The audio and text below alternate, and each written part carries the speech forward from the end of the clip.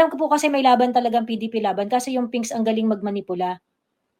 Well, if you're going to talk to the Pinks about the election, kasi yung mga Pinks, ang preferred niyan is really a pageant type of election. So sasabihin nila, ay ito iboto natin kasi ito, ganito ang credentials nito, eme, gano'n, gano'n. Pagka gano'n kasi ang labanan, that's the best way that they are going to break the block voting. Ito kasi yan, Casey, we are not in an ideal situation. Pagka merong eleksyon tapos gustong mong bumoto ng pinakanararapat, okey? Ganyan yung mga ideal questions, eh, 'di ba? Sa eleksyon, sino ang pinakanararapat? Yung mga ganyang, etyos balungos, gano'n.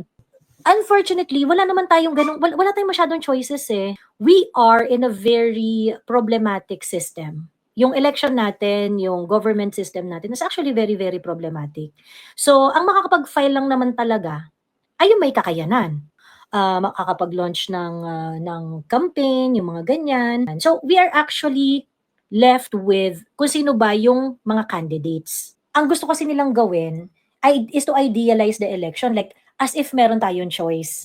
Sa totoo lang, 'pag ginawa mong pageantry ang election, like, "Ay, wag mo itong iboto mo kasi artista 'to. Ay, wag mo iboto 'to kasi ganito 'to. Ay, wag mo ano," ganyan-ganyan.